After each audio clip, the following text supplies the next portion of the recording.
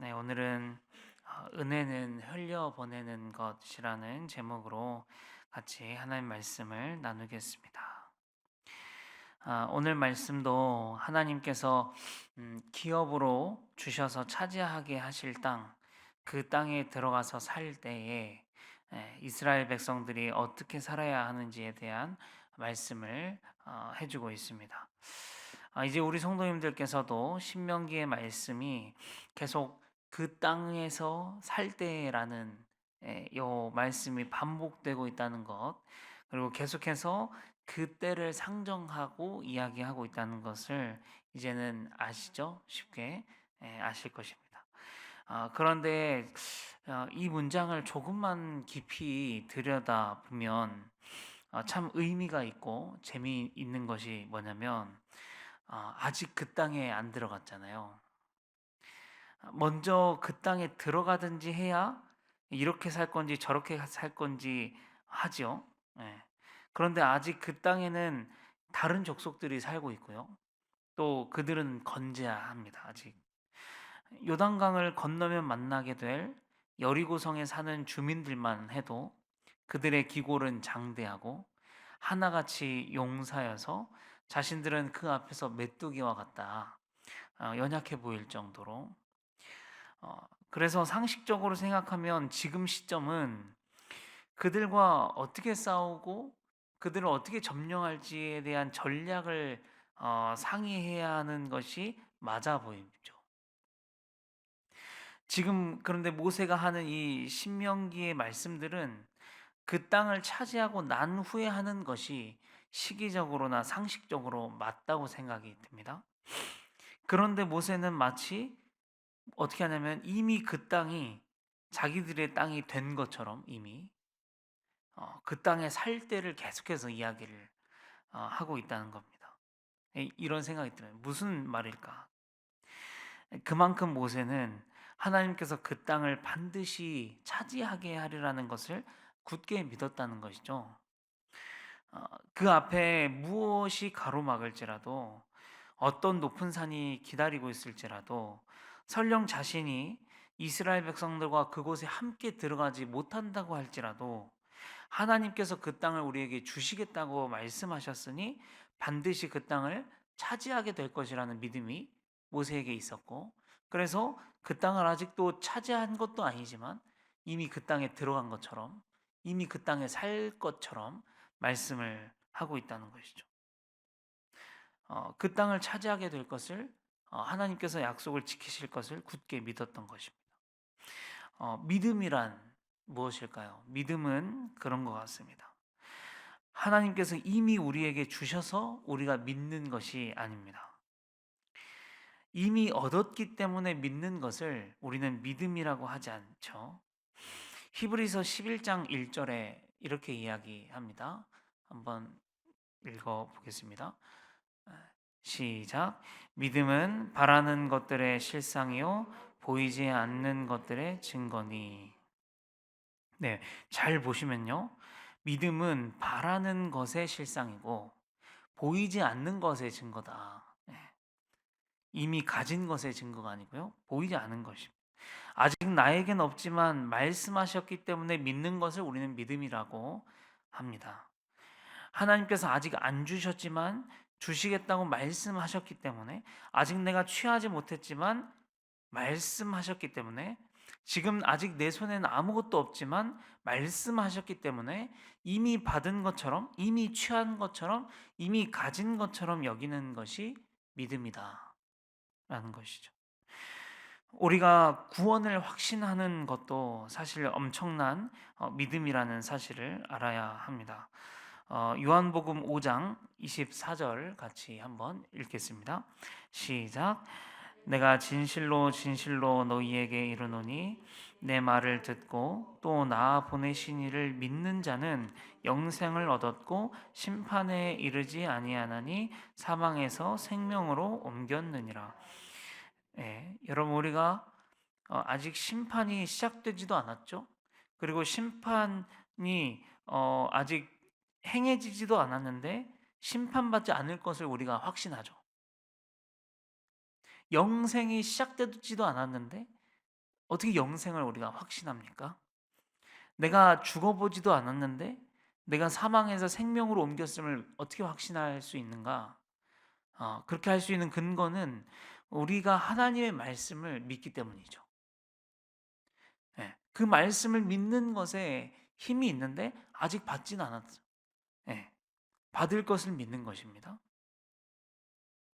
그런데 우리는 때때로 어떻게 기도하냐면 하나님 보여주세요. 하나님 내 손에 쥐어주세요. 그래야 믿겠습니다. 라는 기도를 우리가 많이 하는 것 같습니다. 예수님의 제자 도마가 그랬었죠. 요한복음 20장 25절인데 네, 한번 읽어보겠습니다. 시작. 다른 제자들이 그에게 이르되 우리가 주를 보았노라 하니 도마가 이르되 내가 그의 손에 못자국을 보며 내 손가락을 그 못자국에 넣으며 내 손을 그 옆구리에 넣어보지 않고는 믿지 아니하겠노라 하니라. 네. 이에 예수님이 다시 나타나셔서 보여주시잖아요. 그런데 끝에 이렇게 말씀하시죠. 한번 읽겠습니다. 시작. 예수께서 이르시되 너는 나를 본고로 믿느냐? 보지 못하고 믿는 자들은 복되도다 하시니라. 네. 우리가 어떻게 믿어야 할까 생각했을 때 우리도 모세와 같이 보지 못하고 믿는 믿음이 더 복된 줄 알고 우리가 믿어야 할 줄 믿습니다. 종종 제가 히브리서 11장의 이야기를 종종 드리는데요. 믿음이 뭔지 알고 싶으면 히브리서 11장을 꼭 봐야 합니다. 거기에 보면 믿음의 선진들의 이야기가 쭉 열거되어 있는데 그 중에 몇 구절만 소개를 해드려 보면 한번 읽겠습니다. 시작.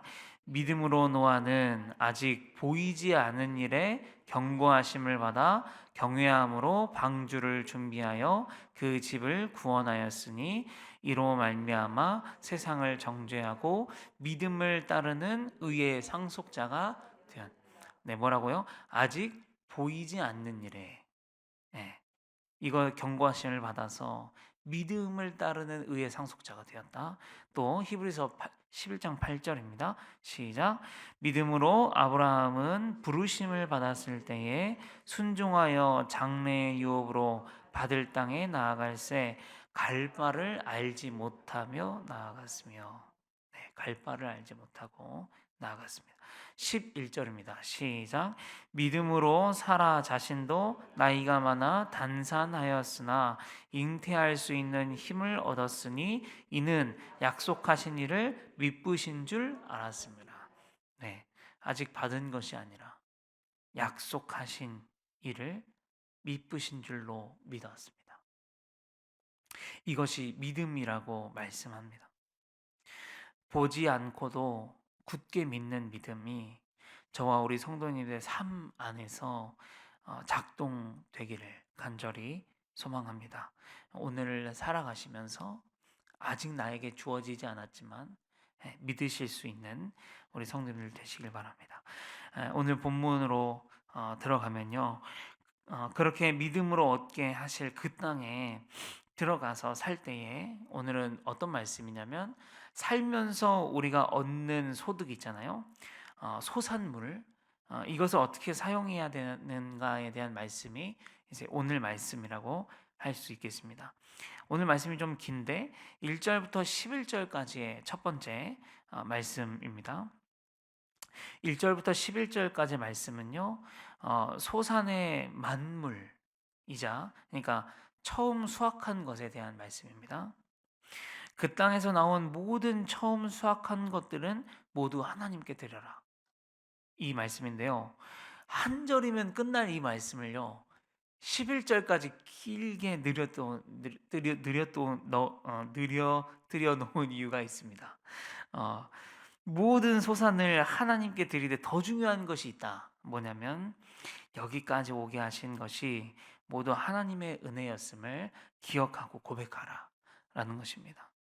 그런데 기억하고 고백하되 아주 꼼꼼하게 기억하고 고백하라고 말씀합니다. 모세가 그것을 쭉 11절까지 열거하는 거죠. 어떻게 이야기하냐면 너희가 이렇다 할 민족으로서의 모습도 갖추지 못하고 떠돌이 방랑 생활을 할 때 너희의 모습 너희들의 그때 보잘것없고 자금을 기억해라. 또한 하나님께서 너희를 애굽의 손 안에서, 그것도 고센 땅이라고 하는 아주 비옥한 땅이에요. 그 물이 흐르는 완전 비옥한 땅을 거처로 주시고 그곳에서 안전하게 생육하고 번성하게 하시고 강하게 하신 것이 하나님이라는 사실을 기억해라. 그렇게 너희가 애굽의 손 안에서 그런 좋은 땅에 정착하지 못했다면, 그래서 너희들이 아직도 매번 떠돌아다니는 그런 민족이었다면, 여기서 싸우고 저기서 노략 당했다면, 과연 어떻게 70명이 200만 명이 될 만큼 안전하게 큰 민족을 이뤘겠냐? 이것도 하나님의 은혜였음을 기억해라. 또한 너희의 숫자가 많아지고 강해지니까 그런 너희를 누르기 위해서 고된 노역과 괴롭힘을 당할 때 하나님께서 너희의 부르짖음을 들으셨던 것을 기억해라. 그리고 그것을 듣고 강하신 손과 팔과 큰 위엄과 각종 이적과 기사로 애굽의 손에서 너희를 건져내신 것을 기억해라. 너희의 힘으로는 애굽의 군대를 이길 수 없지만 홍해를 가르시고 그 홍해에 애굽의 군대를 수장시키신 그 하나님을 기억해라. 또한 광야의 40년을 지나오는 동안에 불기둥과 구름기둥으로 너희를 인도하셨고 만나와 메추라기로 배부르게 하셨고 40년을 척박한 광야 생활을 보냈지만 그 끝에 너희의 신과 의복이 하나도 헤어지지 않았다는 것을 기억해라. 또한 조상에게 약속하신 대로 젖과 꿀이 흐르는 땅을 너희에게 줬음을 기억하고, 그래서 지금 너희가 첫 소산을 하나님께 바치는데 이것이 모두 그동안의 하나님의 인도하심과 은혜가 아니면 불가능했다는 사실을 기억하고 인정하고 고백해라. 네, 첫 소산을 드리는 것에 이런 의미가 있는 것이죠. 사랑하는 성도 여러분, 우리의 지금까지 지나온 삶들을 한번 천천히 돌아볼 수 있기를 바랍니다. 저는 이렇게 말씀 준비하면서 돌아보니까 모태신앙이 아니었거든요. 저희 친가에서 몇 분 정도만 예수님 믿었었고, 저희 집은 이제 엄마 아빠랑 아예 믿지 않는 가정이었습니다. 믿지 않았을 때 저를 이렇게 생각해 보면 중고등학교 때 친구들이랑 어울리면서 담배 피던 시절도 생각이 나고요. 길거리에서 전도하면 정말 차갑게 지나쳤던 기억도 나고요. 가끔이지만 이게 지금까지 왜 생각나는지도 잘 모르겠는데 어쩌다가 학교에서 하나님 이야기가 나올 때가 있었어요. 왜 그랬는지 모르겠는데 하여간 하나님은 없다고 강하게 부정했던 생각도 나고요. 그 기억이 왜 이렇게 생생한지 모르겠는데 지금도 그 기억이 나고, 그러다가 고등학교 2학년 때 갑자기 찾아온 희귀병으로 병명과 원인을 알지 못해 가지고 고생했던 우리 가족들 생각이 나고, 또 가족 중에 믿으셨던 할머니와 고모가 자기 교회에 기도 요청해 주셨던 게 기억이 나고, 어, 맨날 통화할 때면 기도하고 있다고 꼭 교회 나가라고 그렇게 하셨던 기억이 나고, 실제로 우리 할머니가 이제 작년에 돌아가셨는데 갔을 때 그 할머니 교회 어르신들이 어, 그때 기도 부탁했던 손주가 누구냐고, 예, 되게 신기하더라고요. 그분들이 거기에서 이렇게 물어보셔서 기도 열심히 했다고 엄청 감사했습니다. 또 한 번은 전대병원에 제가 한 3달쯤 입원해 있었는데 제 옆자리에 목사님이 입원하셨었어요. 예, 그래서 기도를 받았던 기억도 나고요. 그러다가 이제 믿져야 본전이지 하는 생각으로 엄마가 성당 갈래, 교회 갈래. 그래서 제가 교회를 선택했습니다. 아니었으면 지금 이제 신부 신부가 되어 있을지도 모를 일인데 하여간 교회를 선택해서 처음 순천 성광교회를 갔던 기억이 나고요. 그렇게 해가지고 지금까지 왔는데 오늘은 간증 시간이 아니니까 이제 다 말씀드리기 어렵지만 저도 이렇게 제 삶을 돌아보면 지금 제가 이렇게 있는 게 하나님의 은혜와 인도하심이 아니었으면 결코 있을 수 없는 일이었다는 것을 고백하고 기억할 수밖에 없는 것 같습니다. 어, 이런 하나님의 은혜 앞에 아쉬운 게 있다면 그렇게 인도하시고 은혜를 주신 우리 하나님 앞에 제대로 살지 못하는 것이 죄송스럽고 안타까울 뿐입니다. 우리 성도님들께서도 오늘 한번 생각해 보시면 좋겠습니다. 기도하시면서 또 잠잠하게 생각해 보시고 은혜와 또 감사의 고백을 하나님께 드릴 수 있기를 바랍니다. 또한 이제 맨 처음의 것을 또 하나님께 드린다라는 것에는 이런 의미가 있습니다. 뭐냐면 결코 내 힘으로 얻은 것이 아니라는 것을 고백하는 겁니다. 우리는 혹 내가 내 힘으로 왔다고 그렇게 고백할 수 있습니다. 우리 조상의 중에 요셉이 뛰어나서 우리가 애굽에서 우리를 받아줬다. 우리가 열심히 생육하고 번성했다. 그 노역에도 굴하지 않고 우리가 생육하고 번성했다. 힘든 광야 40년도 우리가 지나왔다. 힘든 전쟁도 우리가 죽어가면서 치렀다. 땅을 차지하는 것도 우리가 수고했다, 전쟁했다. 그렇게 할 수 있다는 것이죠. 그래서 지금 얻는 이것이 이 수고의 결실이 내 공로이다 라고 생각할 수 있다는 것입니다. 그래서 그 땅에 들어갔을 때 첫 소사는 모두 하나님께 바치는 것입니다. 내 공로가 아니라 모든 것이 하나님의 은혜였다는 것을 기억하고 또 고백하라는 뜻입니다. 자, 그리고 또 중요한 건 뭐냐면 그렇게 드리는 것을 반드시 누구와 함께 나누라는 거예요. 레위인과 너희 중에 거류하는 객과 함께 즐겁게 나눠라. 예. 즉 너희의 고백, 너희를 인도하신 그 하나님의 은혜를 너희의 고백과 너희의 감사, 하나님께로만 드리는 것으로 끝나서는 안 된다는 겁니다. 내 집에 주신 복을, 너에게 주신 복을, 너에게 주신 소산을 레위인과 너희 가운데 거류하는 객과 함께 나눠라. 하나님의 은혜를 그들에게 나눠라. 그들과 함께 즐거워하는 데까지 그 하나님의 은혜가 미치게 하라는 것입니다. 생각해 보면 레위인은 어떤 사람이냐면 주업이 성전 봉사죠. 다른 지파 사람들처럼 농사하고 목축할 수 없고요. 소산을 얻을 수 있는 방법이 없는 사람들이고요. 거류하는 객도 마찬가지로 잠시 머물다 가는 손님이지만 잠시 동안만이라도 누군가의 보살핌이 없으면 그 땅에서 먹을 수도 없고 잘 수도 없는 보살핌이 필요한 사람입니다. 이들에게 하나님께 받은 은혜를 나누름 흘려 보내라라는 것이 여기까지 하는 것이 하나님의 명령입니다. 사랑하는 성도 여러분, 우리가 은혜를 받았으면 하나님께만 감사를 드릴 것이 아니라 그 은혜를 다른 사람에게 흘려 보내야 할 줄 믿습니다. 내가 받은 은혜 하나님께만 감사하지 말고 은혜 받았으면 목장 식구들에게 밥을 사시는 것으로 흘려도 좋고 차를 사시는 것도 좋고 어려운 사람을 위해서 구제하는 일에 동참하시는 것도 좋고 그렇게 흘러가도록 하는 거죠. 다른 사람에게도 내가 받은 은혜가 미치도록 나눠야 한다는 것입니다. 마찬가지로 오늘 말씀 12절, 15절도 마찬가지입니다.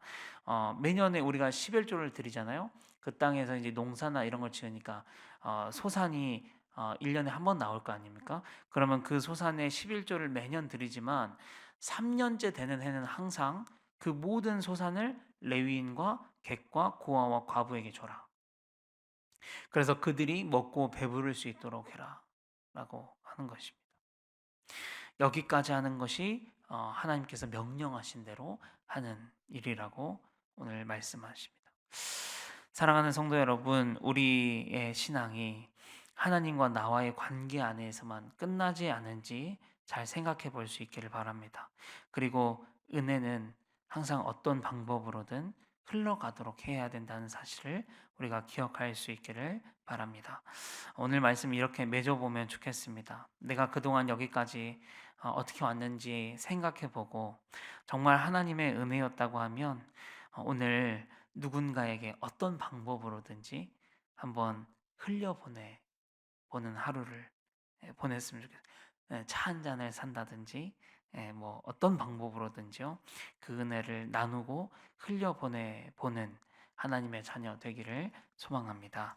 기도하겠습니다. 아버지 하나님 감사합니다. 우리에게 은혜를 허락하여 주셨습니다. 어, 지금까지 지내온 것 모두 하나님의 은혜였음을 고백합니다. 주님, 이 은혜와 감사를 또한 하나님께 올려드리고 또한 이웃들과 함께 나눌 수 있는 또 흘려보낼 수 있는 저희가 될 수 있도록 주님 함께 하시고 인도하여 주시옵소서. 그럴 때 하나님의 은혜가 우리를 통해서 많은 사람들에게 흘러가고 또 적셔질 수 있도록 주님 함께 하시고 인도하여 주시옵소서. 예수님의 이름으로 감사하며 기도합니다. 아멘.